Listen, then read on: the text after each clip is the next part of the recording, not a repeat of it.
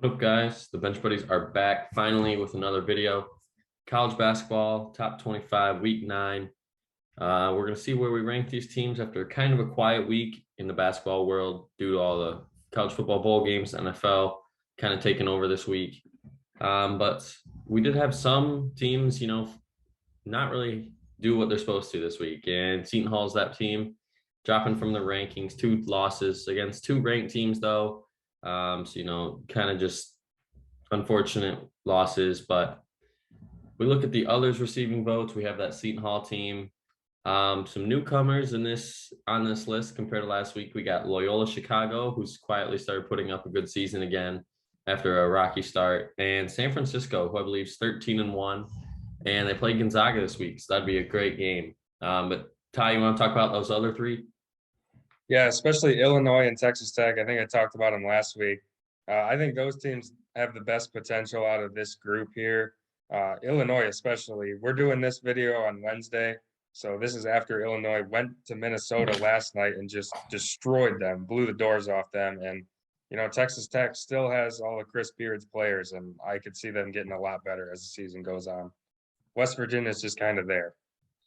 And at 25, we got the Xavier Musketeers. Didn't play last week.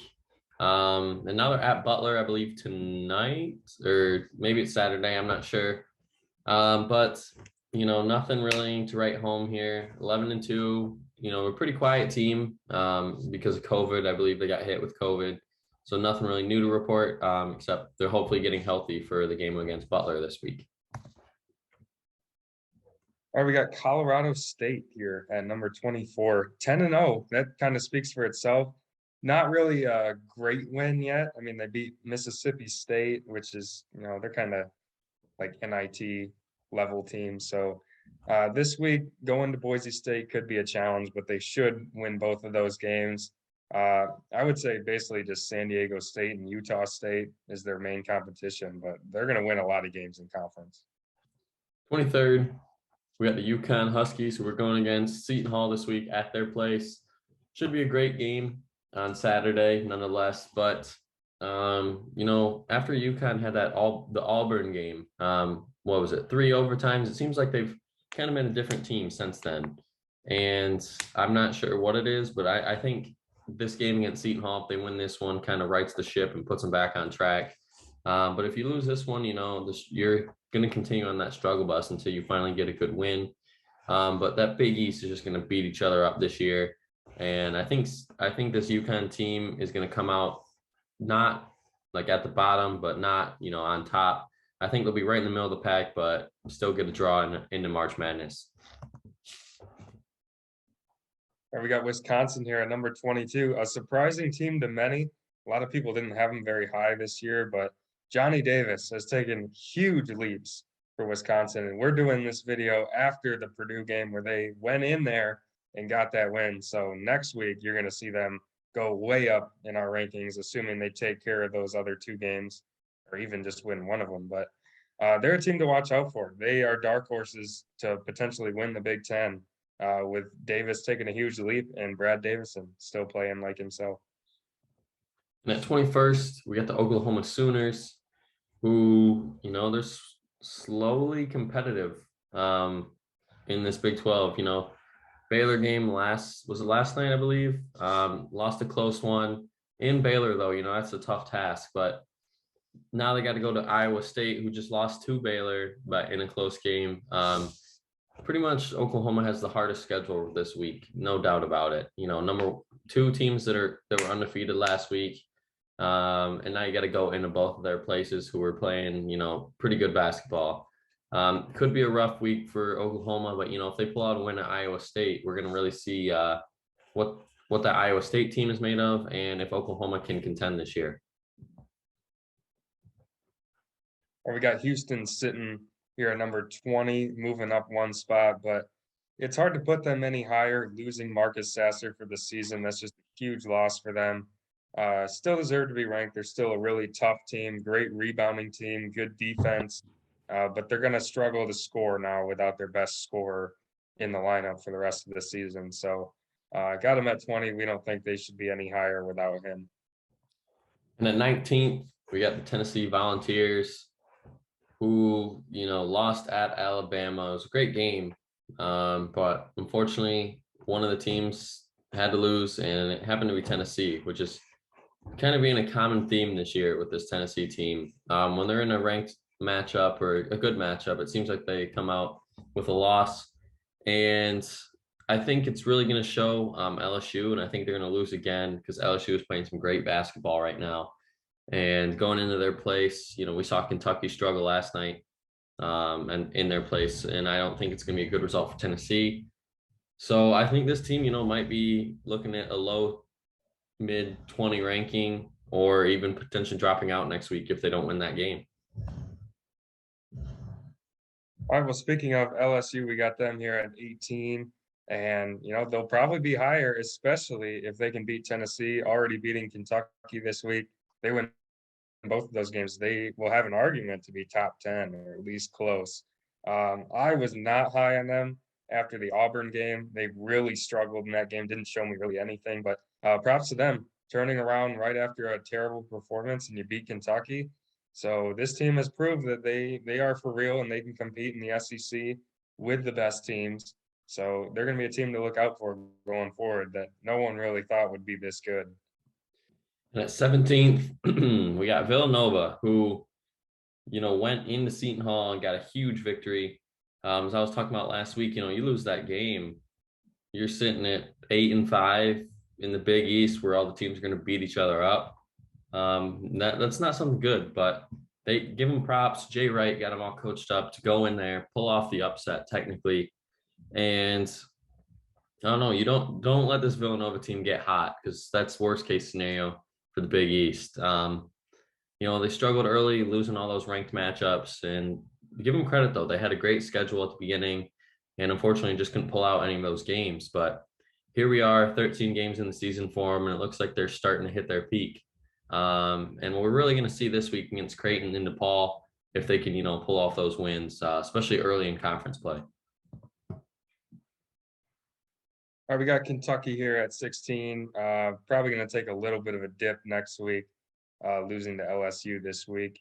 And, Georgia, you don't really gain anything from beating them. They've really been terrible. So going forward, I think they are still a really talented team. They've proved that by just destroying North Carolina. But they've really played, I want to say, like 3 good teams this year. They've pretty much had a cakewalk of a schedule outside of those 3 games. So it'll be interesting to see how they can compete with these top teams now. I mean, the 2 best teams they played would be Duke and LSU, and they lost. So they got to beat a ranked team at least to prove themselves for me. So I don't think they should be any higher than this right now. And at 15th, we got the Alabama Crimson Tide. Of course, their football team's playing for the national championship next Monday. And this basketball team's getting overlooked for sure because of the football team. And I think, Tennessee, good win there. But really at the end of the day, it's Tennessee, and it seems like they always choke come the end of the year. I don't know. It could be a good resume booster at the end of the year. We'll have to see as these months go by. But now you're going into Florida at Missouri. I know they should be some easy wins, but it's always tough to play on the road, especially back to back. But I don't really see Alabama struggling here, and they're probably going to move up a few spots if they win those games. We got Ohio State here at number 14. Beat Nebraska, but we're taken to overtime by Nebraska. That's why they drop a spot in our rankings. Nebraska is not a good basketball team. We're Michigan fans. Michigan's not good. They went in there and destroyed Nebraska. So back to the drawing board for Ohio State after that. They go to Indiana. That's going to be a tough game for them that, I'm not sure they get through that with a win, but they need somebody else to step up. They have E.J. Liddell, still a great player, but they need a second guy who's going to step up when he's locked down. And they haven't really quite found that yet. So that's what they need going forward.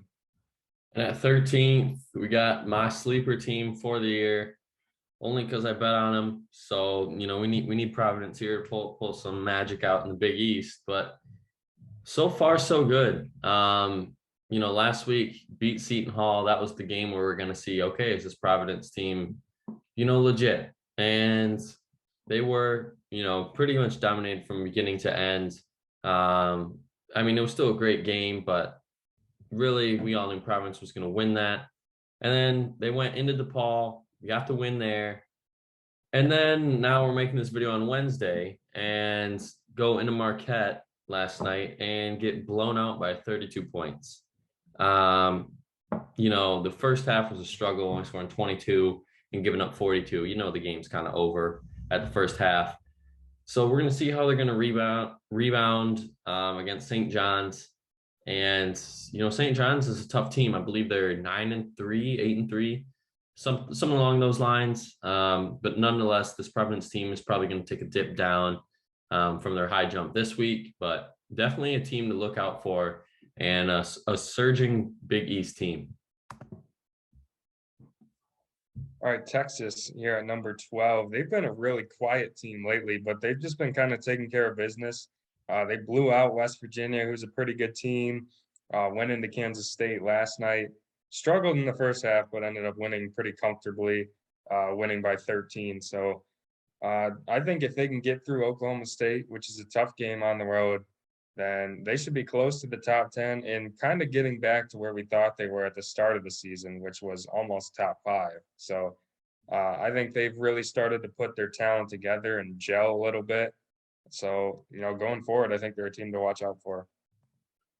11th, we get the Michigan State Spartans play tonight against Nebraska. So, I think that should be an easy victory, especially at home. I mean, they're favored by 15 as I'm looking at it right now. But Saturday, we all know what's going to go down Saturday.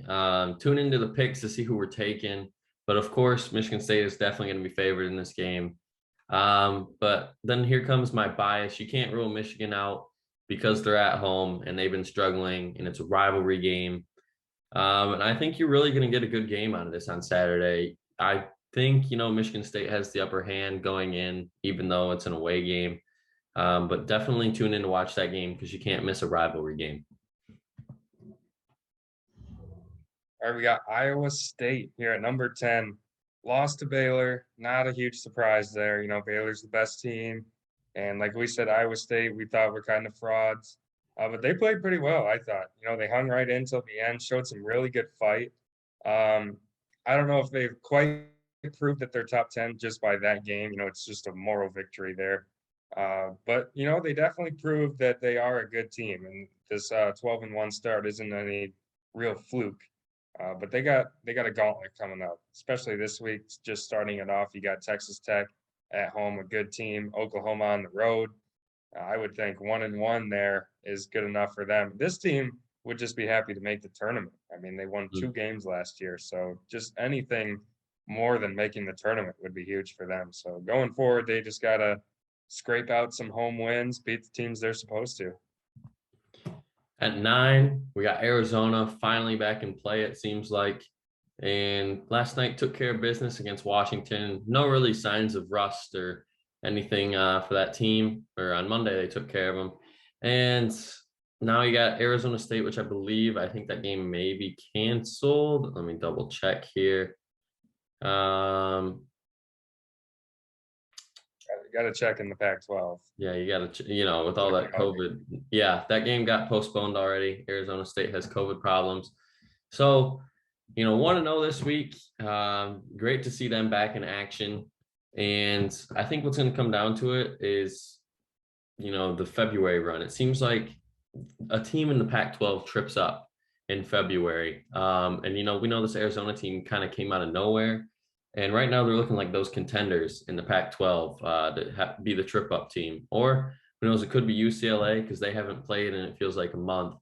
So we're really going to have to see and wait. But you got to give credit where credit's due right now in Arizona, and they're coming in at 9. Or we got Auburn coming in at 8, and finally giving them their real props here. It took us a while. It took the AP poll a while, putting them at 9 now. So I think they've established themselves as the best team in the SEC right now.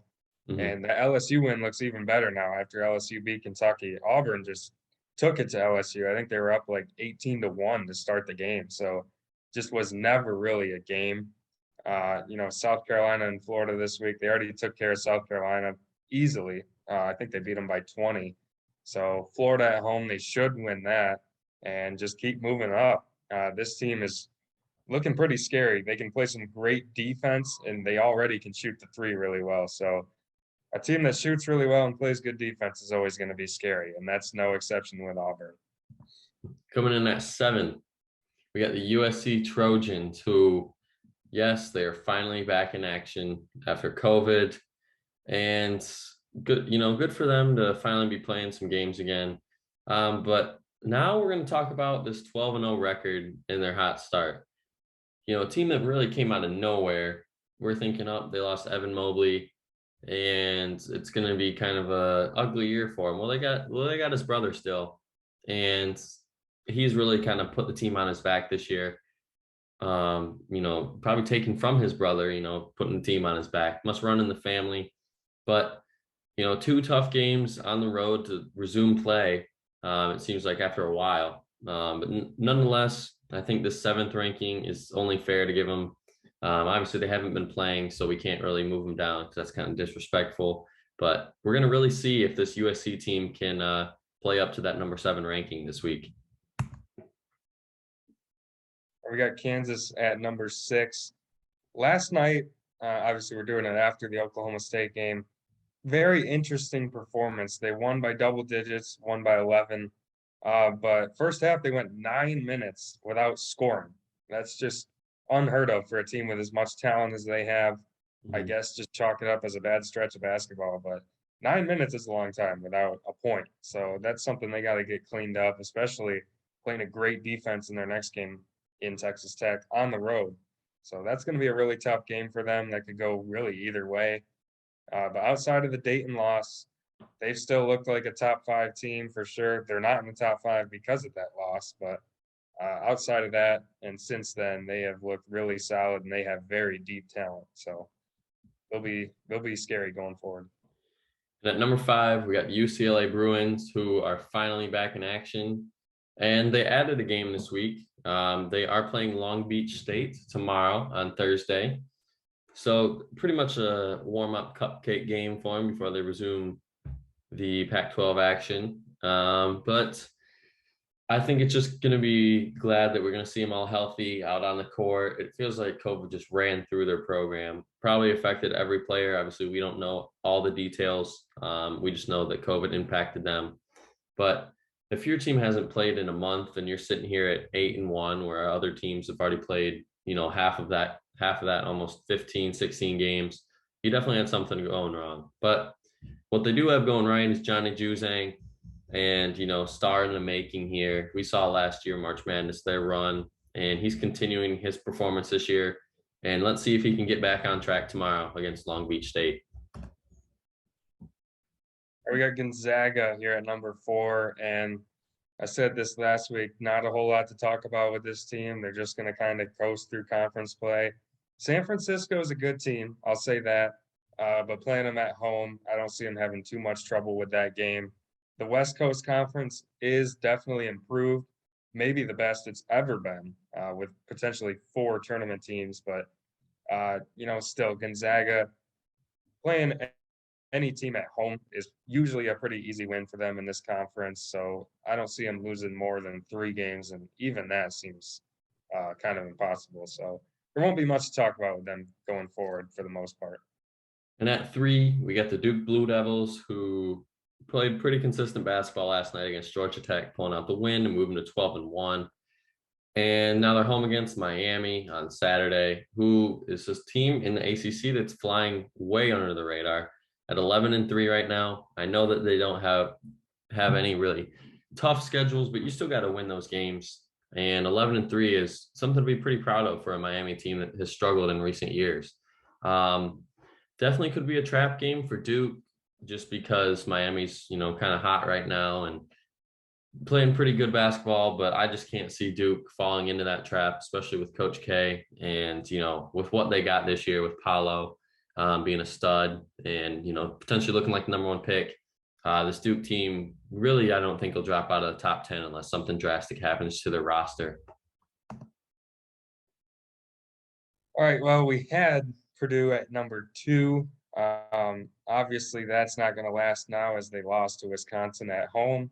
I said it last week. Purdue just didn't quite look completely up to speed ever since that Rutgers loss. Before that, I thought they were the best team. I thought they were better than Baylor. Since then, I'm not even sure if they look like a top 5 team, especially not after the Wisconsin game. They've just been kind of struggling. Even the Nichols game last week was not really a blowout. They kind of let them hang around basically the whole game. So they got to get stuff cleaned up. They got to figure out their defense. They need a bigger role for Jaden Ivey, I think.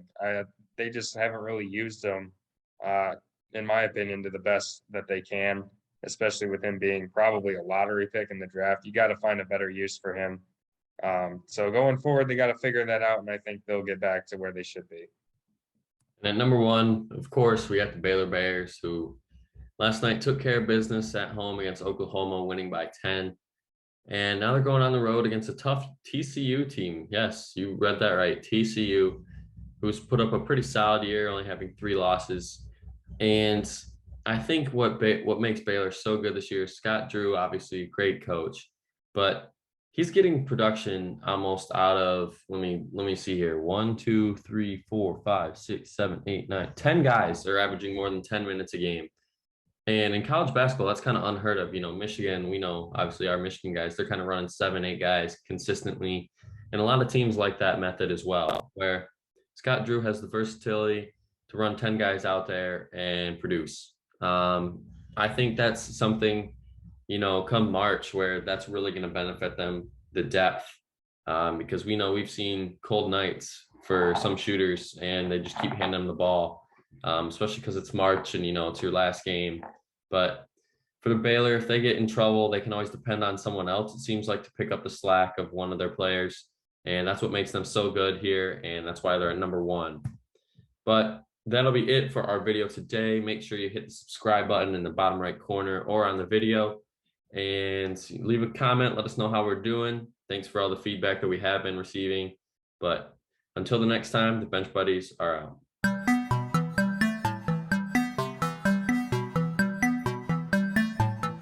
She never called back.